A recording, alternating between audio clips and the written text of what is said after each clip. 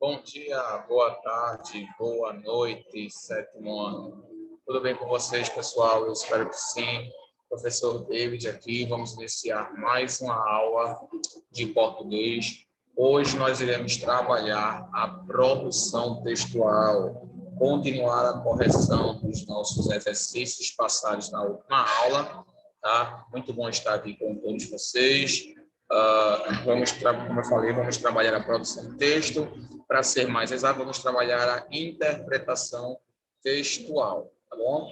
Então, a gente tem aí na página 38, na última aula a gente fez a leitura do texto, né? A luz é como a água, que é do gênero textual conto, e já estamos finalizando o mesmo. E agora vamos realizar a correção das atividades da página 38 para também finalizarmos o nosso capítulo, tá bom? Eu espero que vocês estejam tendo aí uma ótima semana, estejam aproveitando bem muito, tá? Estejam descansando também, que é necessário, e prontos para aí mais uma semana de estudo, né?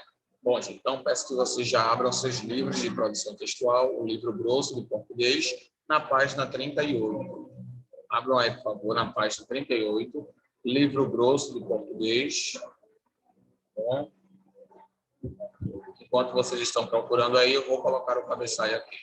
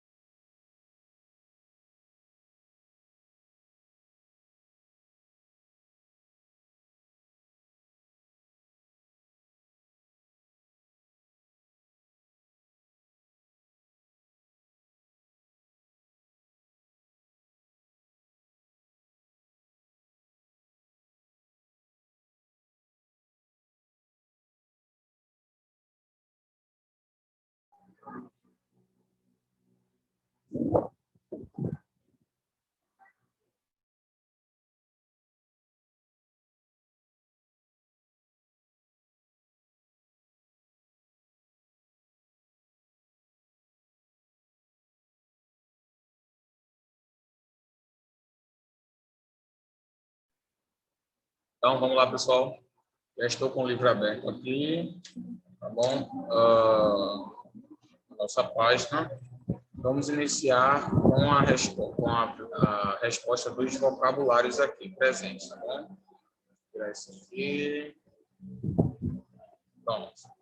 Aqui estão, pessoal, as respostas para o vocabulário apresentado ali.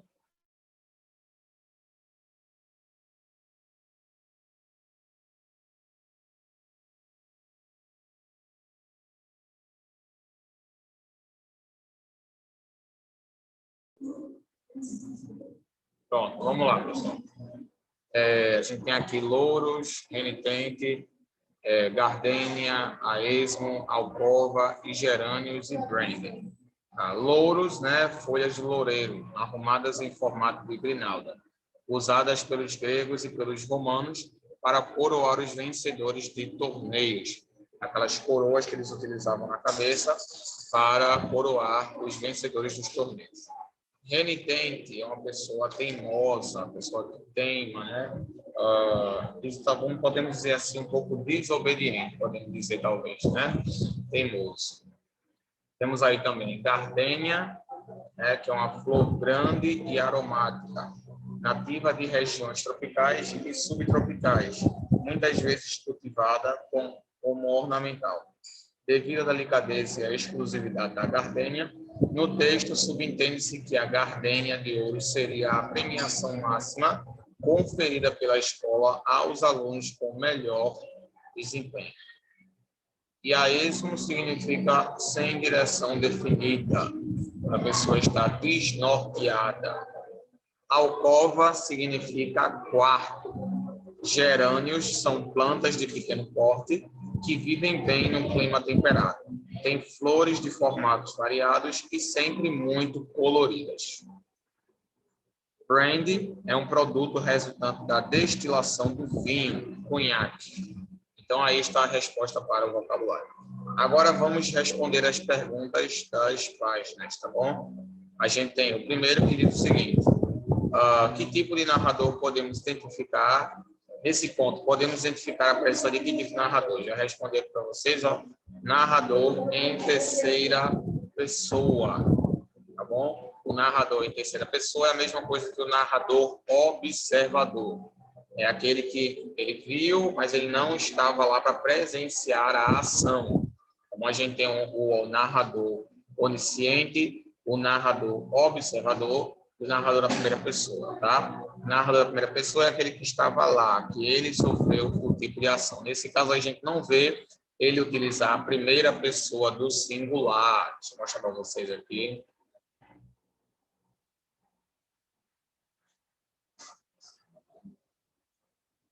Ó, ele não usa a primeira pessoa do singular.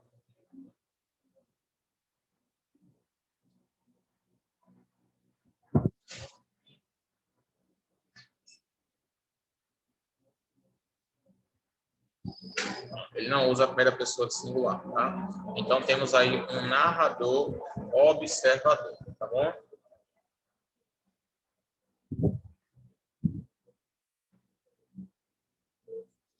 Vamos agora para o segundo.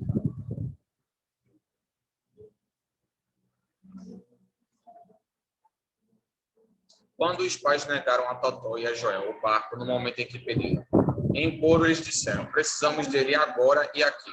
Como se trata de um ato de fala, podemos afirmar que essa frase expressa, letra A, um pedido urgente, letra B, um lamento, letra C, uma ordem impensada, letra D, um grito de socorro, letra E, um pedido de paciência. Quais dessas alternativas aí indicam o que ele quis expressar com essa fala? Aqui estão as alternativas para vocês.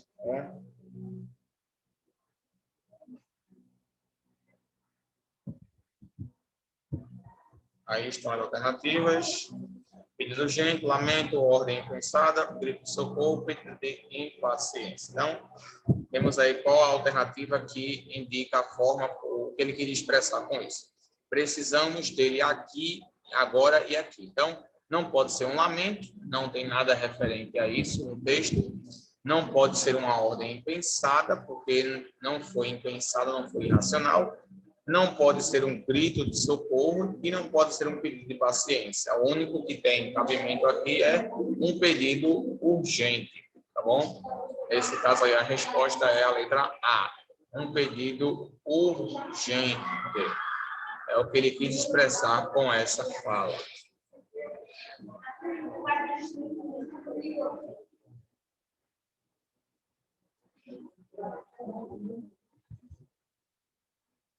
Vamos para o terceiro agora. Com base no texto, podemos supor que a família possuía boas condições financeiras ou vivia em dificuldades. Como era o contexto econômico e social em que vivia a família?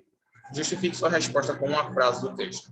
Como é que a gente vai conseguir entender o contexto econômico e social dessa família, sem que seja explicitamente dito no texto? Tá bom? O que vocês acham? Condição boa ou uma má condição? Rico ou pobre? Pobre. Classe média alta ou classe baixa? Nesse caso aí, pessoal, a resposta é que eles tinham uma boa condição. Por quê, professor? Como é que o senhor sabe? Numa parte do texto, ele menciona aí onde a gente pode inferir essa informação. Quando ele fala aí na casa de Cartagena. Na casa de Cartagena de Índias havia um pátio com um atacadouro sobre a baia e um refúgio para 2 iates grandes. Então, a gente entende aí que certamente eles tinham uma boa condição de vida. Para ter uma casa com todos esses recursos, né, certamente eles viviam bem. Tá bom?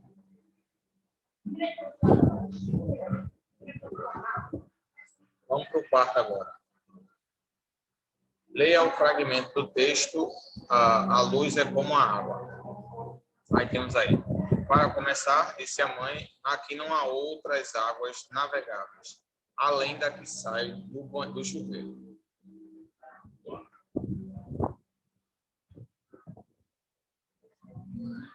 Letra A. Na primeira parte desse capítulo, vimos que é muito comum o emprego da conotação nos textos narrativos. Que figura de linguagem percebemos nesse trecho? Gente, a conotação é quando a gente usa um sentido conotativo, ou seja, um sentido figurado, tá bom? Um sentido figurado, quando a gente fala algo sem o sentido real, tá bom? Por exemplo, quando eu falo assim, ele é tão atencioso quanto, ela é tão bonita quanto uma rosa. Tá? Ela é uma rosa. Quando eu digo isso, eu não quero dizer que ela é literalmente uma rosa. Eu estou usando isso no sentido conotativo. Mas se fosse no sentido denotativo, aí é outra coisa. Tá? Aí é outra coisa. Denotativo é o contrário. A gente já estudou isso aqui. Denotativo, deixa eu mostrar para vocês. Sentido literal, tá? E conotativo, sentido figurado. Então, quando eu falo assim, ela é uma rosa, se eu uso isso no sentido denotativo, eu quero dizer que ela é literalmente uma rosa, tá bom? Mas se eu uso no sentido conotativo, eu quero elogiá-la, dizer que ela tem características de uma rosa, que é a sensibilidade, a sinceridade, né? A beleza, o perfume, enfim, sentido conotativo, tá bom? Ó.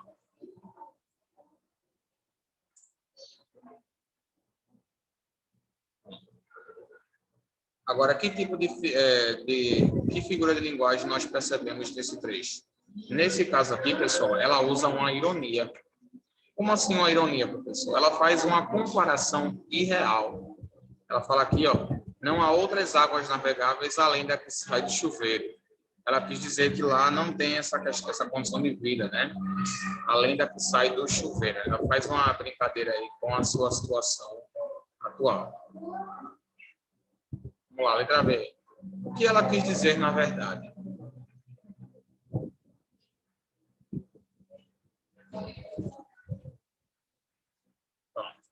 O que é que ela quis dizer com essa ironia aí?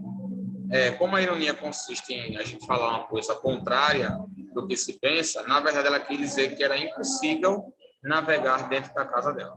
Bom?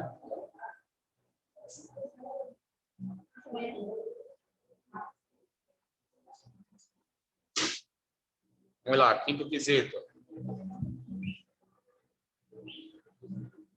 Quinto quesito. Identificamos o uso de uma figura de linguagem no título do texto. Que figura é essa? Qual foi a figura de linguagem que nós utilizamos no título do texto? Qual é o título do texto, pessoal? Vamos lá ver.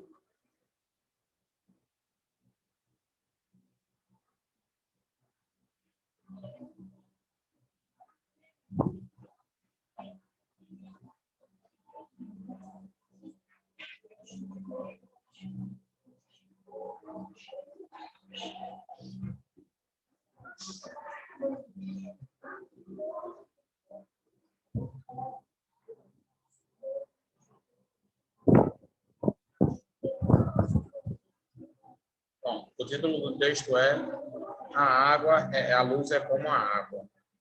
Tá? A luz é como a água. Então, a gente tem aí uma outra figura de linguagem. A gente tem aí uma comparação. A luz é como a água. Então, ele está realizando um tipo de comparação. Tá bom? Que também é uma figura de linguagem. Tá bom?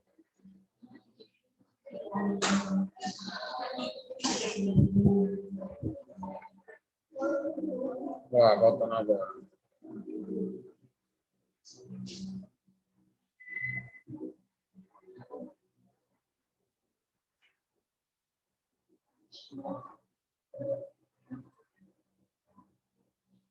Temos aqui a letra B, que diz o seguinte. Como essa figura contribui para o aspecto extraordinário da narrativa? Bem, pessoal, contribui de forma que possa deixar o texto mais figurado, tá bom? Justamente deixando esse aspecto mais fantástico, ponto fantástico, né? Dá essa ênfase nesse jogo de linguagem que nós utilizamos aí, tá bom? Sexto agora, vamos lá. Em A Luz é como Água, temos Totó e Joel como personagens principais e desencadeadores de um enredo extraordinário. Desde o princípio da narrativa, os dois demonstram grande interesse por um barco. No desenvolver da narrativa, os meninos pedem aos pais equipamentos de mergulho. Tal desejo gera estranhamento nos pais, pois, segundo a mãe, num pequeno apartamento que habitavam em Madrid, Espanha, não havia outras águas navegáveis além da que sai de chover. Como os meninos venceram esse obstáculo? E aí, como foi que eles venceram esse obstáculo? Aí essa parte se encontra presente no trecho, tá bom? Como é que foi que eles venceram esse obstáculo? Vou deixar com vocês responderem aí.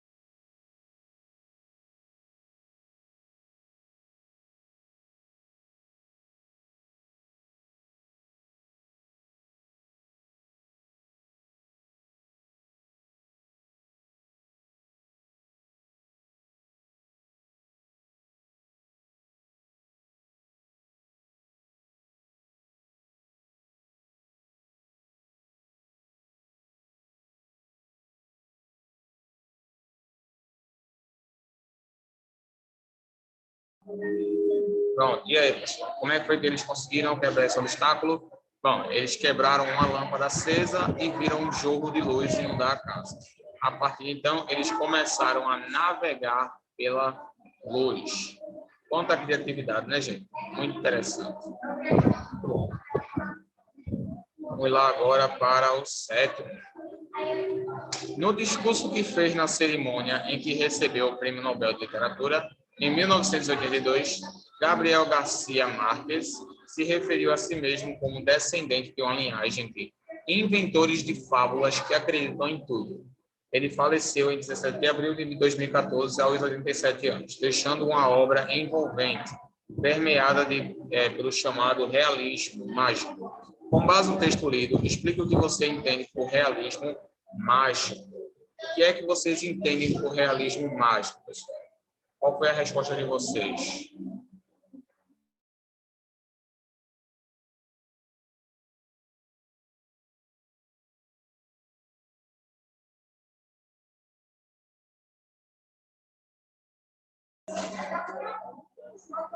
E aí, pessoal? Bem, o realismo, pessoal, esse realismo mágico é como se fosse uma mistura entre a realidade e a fantasia, que gera essa naturalidade que envolve o leitor e faz com que ele acredite em qualquer coisa. Quando a gente pega um pouquinho do real e um pouquinho da fantasia. E quando a gente realiza essa junção, a gente consegue um bom resultado aí. Tá bom? Então, vamos agora para o oitavo. Bom? Oitavo. Realismo mágico está muito presente nesse ponto. A esse respeito, analise as afirmações a seguir. Primeiro, a luz é vista como fantástica somente pelos meninos, que navegam nela quando estão sozinhos. Segundo, o fantástico é visto naturalmente como real. Por isso, a luz é, de fato, líquida como a água. Terceiro, o conto revela uma realidade em que não há distinção entre o possível e o impossível. É correto que se afirma apenas em letra A no primeiro, letra B apenas no segundo, letra C apenas no terceiro, letra D o primeiro e o segundo, e letra E o segundo e o terceiro. Qual é o correto, pessoal? Se afirma em qual?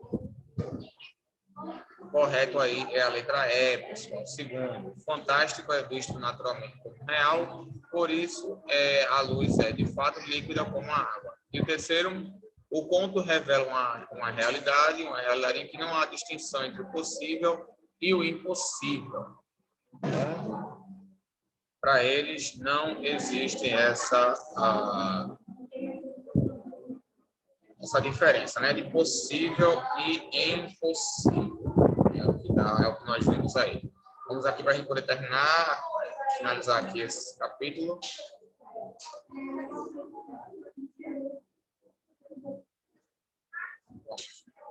Nono, a caracterização do personagem, como o próprio termo sugere. Opa!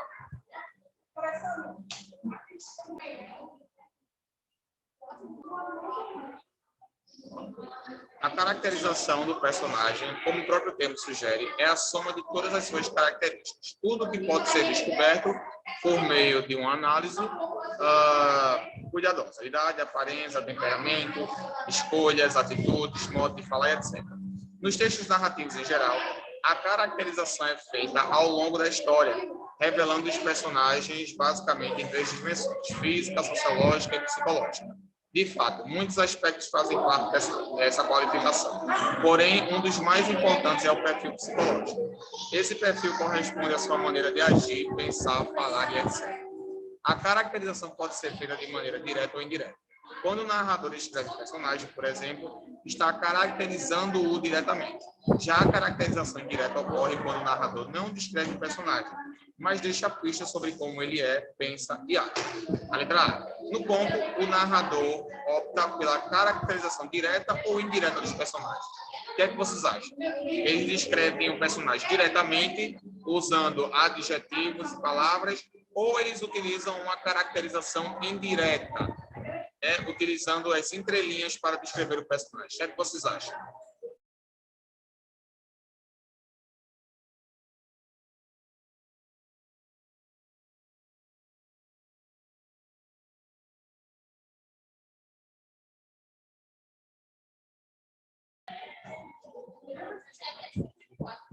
Nesse caso, pessoal, ele utiliza uma narrativa, uma caracterização indireta, como vocês estão vendo aqui. Ó.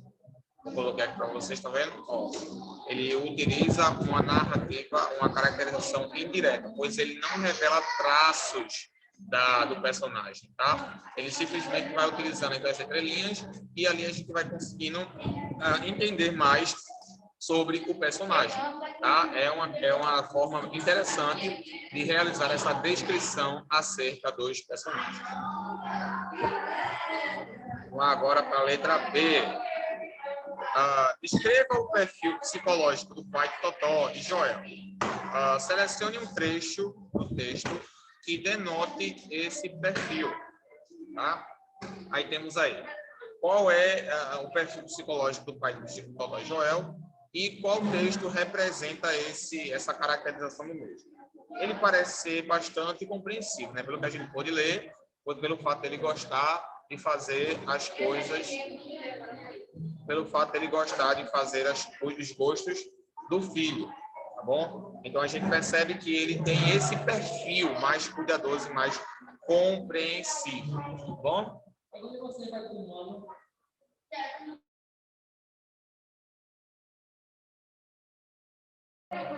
Ok, pessoal. Então, temos a descrição aí acerca do pai dele, tá bom? Vamos agora para a letra C.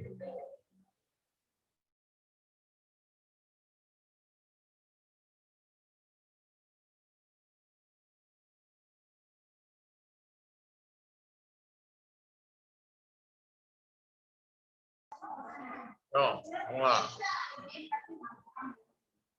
Descreva também o perfil psicológico da mãe dos meninos. Já ela parece ser um pouco mais questionadora, né, gente? Pelo que a gente pode ver, ela é um pouco mais também cuidadosa, mais racional, né? Ela não atende aos caprichos do filho sem que haja uma justificativa. Ela só atende ali, ela só faz aquela vontade do menino se ela vê que tem ali uma boa justificativa. Se não tiver essa justificativa, então ela não vai atender aos gostos do filho, tá bom?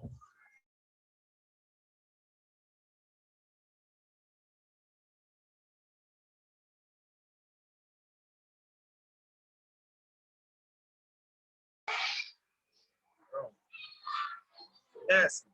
Agora você analisará as informações a seguir e indicará se são verdadeiras ou falsas, com base nas suposições que podemos fazer sobre as informações presentes no texto. Para justificar sua resposta, escreva no caderno uma frase do texto que esclareça cada uma delas. Em alguns casos aqui haverão mais de uma resposta correta, tá? Haverá mais de uma resposta correta. Aí temos aqui o primeiro, né? A letra A. Deixa eu mostrar para vocês aqui. No Natal, os meninos pediram pela primeira vez um barco a remo. Mentira, é falsa. Letra B. O pai dava mais atenção aos pedidos dos filhos do que a mãe. Isso é verdade, a gente comprovou isso no nono quesito. Letra C. Os meninos eram determinados a alcançar seus objetivos. Sim, eles tinham bastante determinação. Letra D. Os pais conheciam muitos filmes. Verdade. Letra E. Cartagena de Índias não é uma cidade litorânea. Falso. É uma cidade litorânea, sim. Litoral. Letra F. O barco dos meninos flutuou na luz porque, sendo de madeira, não poderia ser utilizado na água para não apodrecer. Falso. G. O edifício onde a família morava era alto, com mais de 3 andares. Verdade. H. O edifício onde a família morava era velho e ficava no centro da cidade. Verdade. Letra I. Certamente alguém da família gostava de música clássica. Também é verdade. Ok, pessoal? Finalizamos aqui essa correção. Próxima aula vamos iniciar nossa análise linguística falando sobre os capítulos, as preposições, tá bom? Espero vocês na nossa próxima aula, tá bom, gente?